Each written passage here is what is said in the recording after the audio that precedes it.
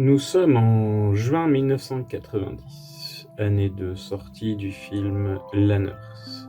Alexandre et Sophie sont en couple depuis 5 ans. Lui travaille comme dessinateur et il travaille à la maison. Et Sophie est comptable dans une boîte d'import-export. Tout se passe plutôt bien, sauf que la société de Sophie dégraisse, la licencie. Sophie se retrouve donc à la maison avec Alexandre. Ils sont obligés de vivre ensemble continuellement. Du coup, le couple en pâtit. Au bout de 3 mois, arrivé en septembre, ils ne se supportent plus et décident de se séparer. Sophie vient de la région de Marseille et est montée à Lille pour rejoindre son chéri. Du coup, elle se retrouve à Lille, sans boulot, sans amoureux. Et en plus de ça, depuis 4 mois à peu près, sa mère est très bizarre quand elle l'appelle au téléphone. Soit ne répond pas, soit elle répond, mais dans la discussion, c'est très, très vaseux. Elle met une trentaine de secondes à répondre aux questions, et elle répond que par oui ou par non. Il n'y a aucune intonation dans sa voix. Sophie trouve ça très bizarre. Du coup, tout mêlé, sa mère bizarre, son couple terminé et plus de boulot. Elle se dit je redescends, je vais vivre chez ma mère et au moins je vais voir ce qui se passe là-bas. Du coup elle traverse la France, elle se retrouve dans son petit village entre Marseille et Aix-en-Provence. Elle retrouve le soleil, déjà un premier bon point, et elle se gare devant chez sa mère. Elle rentre dans le jardin, et là, la première chose qui la frappe, c'est que sa mère était extrêmement tatasse sur tout ce qui entretient maison, mais son jardin, c'était son diamant. Et elle passait son temps à chasser la moindre mauvaise herbe, le jardin était toujours nickel, nickel. Et là, Sophie rentre dans le jardin, et c'est la jungle. La jungle complète. Il n'y a plus rien qui est entretenu depuis plusieurs mois. Ça fait peur à Sophie. Je dis, comment ça se fait? Ma mère qui veut toujours que ce soit propre. Du coup, première angoisse. Elle entre dans la maison, qui n'est pas fermée. Elle cherche sa mère, elle l'appelle, tout ça, pas de réponse. Elle monte au premier étage, dans sa chambre, personne. Dans la chambre de la mère, personne. Dans la chambre de Sophie, personne. Et il y a une autre chambre, c'est la chambre d'amis, et elle retrouve sa mère dans la chambre d'amis, en train de fixer un cadre. Elle est à 50 cm du cadre et elle le regarde. Donc Sophie est soulagée, elle a l'air de bien aller, elle la prend dans ses bras, elle lui parle, et la mère ne bouge pas. Elle fixe le cadre. Zéro émotion, zéro... Pendant 15 minutes, Sophie essaye de l'enlever du cadre et puis d'essayer d'avoir son attention. Et c'est seulement au bout de 15 minutes que sa mère lâche le cadre et la suit. Mais toujours sans émotion. Elle s'occupe pas de sa fille. Donc Sophie lui parle, elle va lui répondre. Elle met 4 jours à répondre, mais elle répond. Et pendant 3 heures, elle lui parle, et rien, enfin, sa mère est catatonique, quoi. Elle bouge pas, elle répond pas, elle répond, mais c'est oui, non, et c'est très long, quoi. Donc elle se dit, bon, c'est bizarre. En plus de ça, la maison, c'est une porcherie. Il n'y a pas eu de ménage, mais du tout, hein. Il n'y a pas eu de ménage depuis plusieurs mois.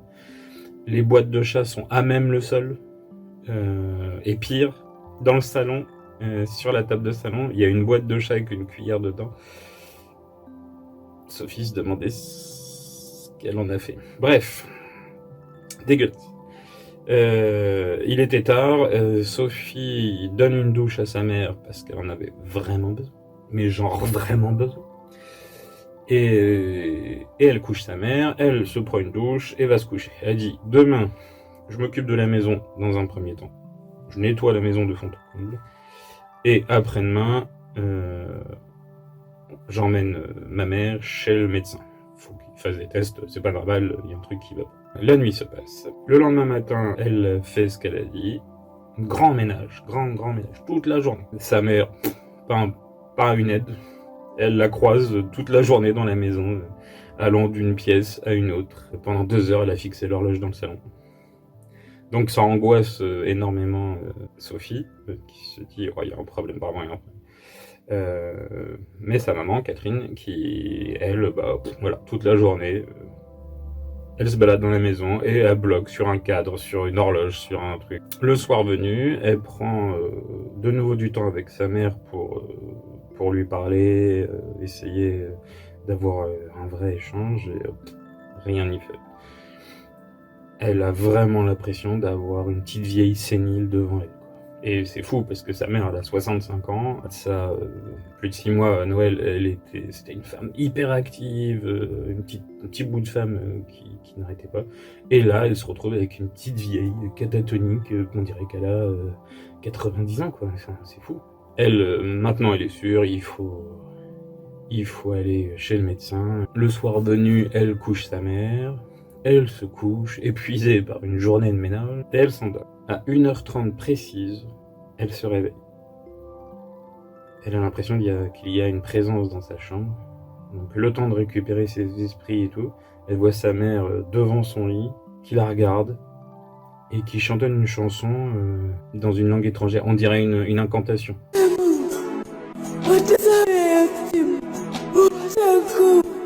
C'est pas chanson pour enfants, ça fait vraiment incantation. Et dans une langue qu'on connaît pas. Ça pétrifie Sophie. Ça doit être sa mère de la voir devant en train de chantonner comme ça. Elle est vraiment pas rassurée. Du coup, elle se lève, elle la recouche, mais elle n'a pas fermé l'œil après de la nuit.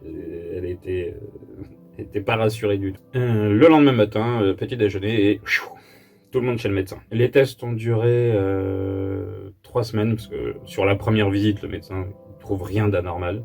Enfin, à part que soit une femme extrêmement âgée dans le corps d'une femme de 65 ans, mais il sait pas ce qu'elle a, il comprend pas. Donc ils font plein de tests, prise de sang, ils font des trucs, des recherches sur le cerveau pour voir s'il y a pas une anomalie au niveau du cerveau.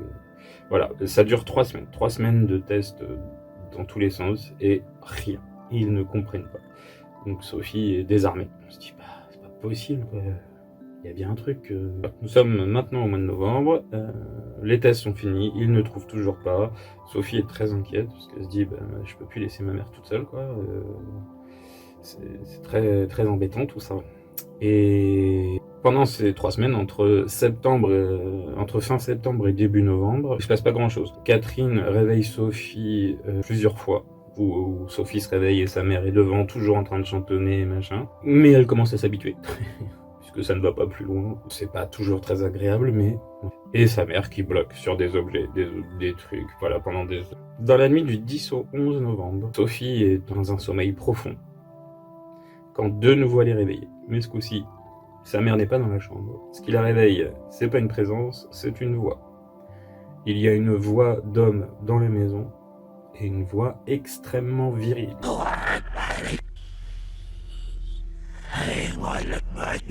Elle se lève, extrêmement angoissée. T'entends une voix d'homme dans la maison, qui plus est, qui porte. Et il n'y a pas d'homme dans la maison. Elle ouvre la porte de sa chambre, elle arrive dans le couloir, et sous la porte de la chambre de la mère, de la lumière. Et la voix vient de derrière cette porte. Prend 2 secondes pour assimiler toutes les infos.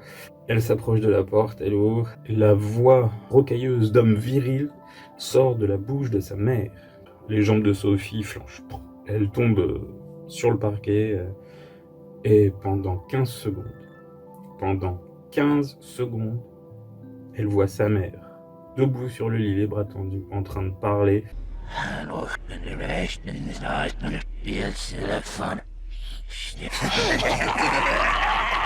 Au bout de 15 secondes, tout s'arrête. La mère tombe inanimée sur le lit.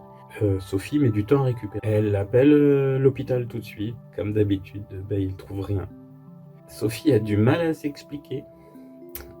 Elle sait pas comment dire ce qu'elle a vu sans passer pour une folle.